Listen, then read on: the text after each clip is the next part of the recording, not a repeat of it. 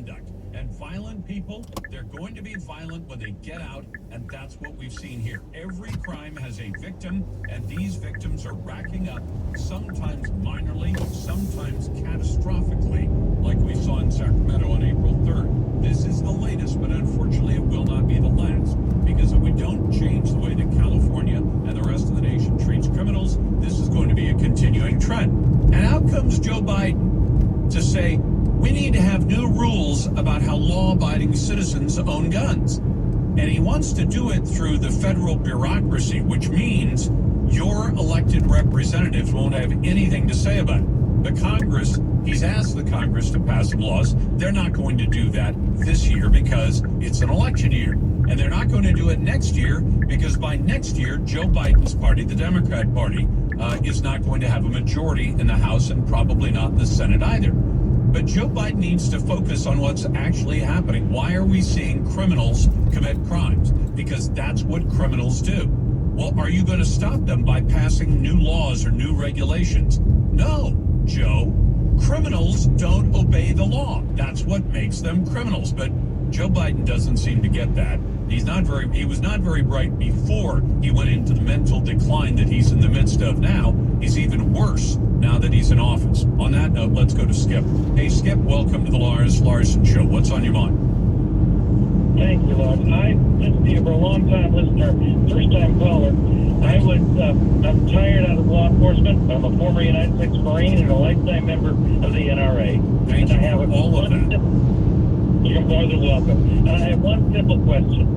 Has anybody who is trying to get rid of our guns actually read the Second Amendment and the purpose of its establishment? That amendment has nothing to do with hunting or even protecting my own little house. I agree with you. The guys in the White House is trying to take it. Skip, I made this point just a little while ago. An awful lot of people don't understand that the thing the founders feared the most was a tyrannical government. And you can understand their point of view. They had just formed a new country by getting out from under the tyrannical government back in England. And they feared that there would be government tyranny in the future. And they knew, all of them knew, that it wasn't just tyrannical government from outside the United States, that they feared a tyrannical government within the United States. Now, there are an awful lot of people, even Republicans or people who claim to be Republicans, who don't want to say that out loud. There was a candidate for a U.S. Senate, Sharon Angle, down in Nevada, who once got herself all kinds of grief. You can still find it online because she had a conversation with me, and the two of us agreed. The number one purpose of the Second Amendment is not hunting, it's not target shooting, it's not even self-defense or home defense. It is to guard against a tyrannical government, to make everybody in our government understand, don't come and try and take the people's rights away, because they will fight it legitimately with legislation and voting and all that. But at the end of the day, the American people will defend their rights with firearms if they have to. And that's what it's there for. And boy, the left just goes crazy when you say things like that. But Joe Biden, this little story he told about walking down a creek near his house and running into a guy who said, "You're trying to take my gun away."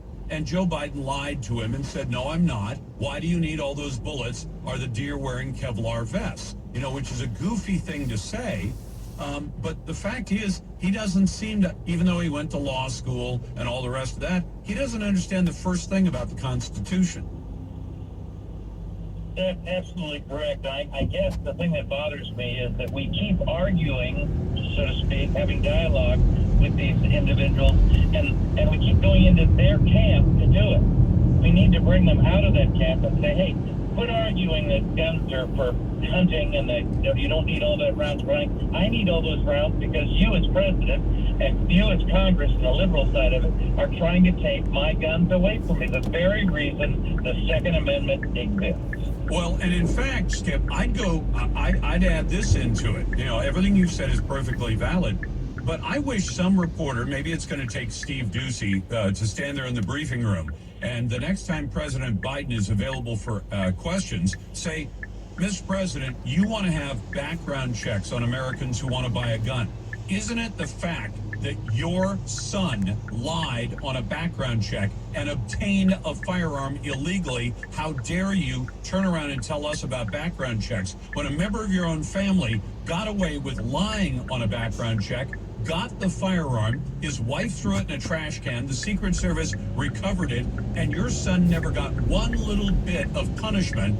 I wish they would indict Hunter Biden right now, but can you imagine, the Department of Justice going after Hunter Biden saying, because I understand, Skip, I signed in Form 4473, 2 of them, just a couple of weeks ago. And I understand that if I put anything on that form that is not the God's honest truth and put my name to